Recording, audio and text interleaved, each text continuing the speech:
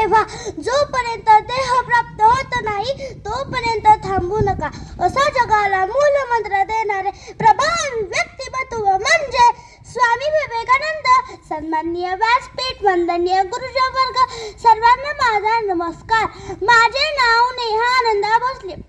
आज मी तुम्हाला स्वामी विवेकानंद यांच्याविषयी थोडी माहिती सांगणार आहे. ते तुम्ही शांतपणे ऐकून घ्यावे अशी माझी नम्र विनंती.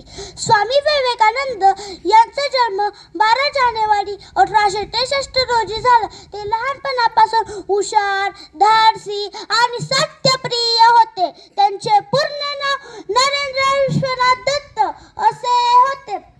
ते म्हणायचे, तुमच्यात अपार शक्ती आहे, ती ओळखा. त्यांनी भारताचे नाव संपूर्ण जगात उज्ज्वल केले. शिकागो येथील भाषणाने संपूर्ण जगाला भारताची ओळख करून दिली. ते युवकांना नेहमी म्हणत, तुम्ही देशाचे भविष्य आहात. 12 जानेवारी हा केवळ दिवस नाही, हा युवकांच्या जागृतीचा दिवस आहे.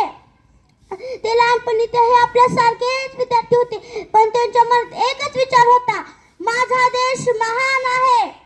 शिकागो येथील मंचावर उभे राहून जेव्हा त्यांनी my brothers and sisters of America असे म्हटले, तेव्हा संपूर्ण जग स्तब्ध झाले. तो आवाज कोणाचा होता? तो आवाज होता भारताच्या आत्मविश्वासाचा.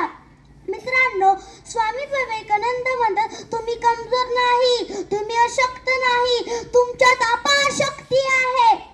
युवक देशात भविष्य घडवतात. म्हणूनच त्यांनी आत्मविश्वास, शिस्त, परिश्रम आणि राष्ट्रप्रेम यावर भर दिला पाहिजे. मित्रांनो, स्वामी विवेकानंदांनी केवळ उपदेश दिले नाहीत, तर सेवेचा आदर्श घालून दिला. त्यांनी स्थापन केलेली रामकृष्ण मिशन आजही शिक्षण, आरोग्य आणि समाजसेवेच्या कार्यात अग्रेसर आहे. केशरी वस्त्र तेजस्वी विचार जगाला दाखवेल भारताचा शक्ती, श्रद्धा, कर्म यांचा संगम.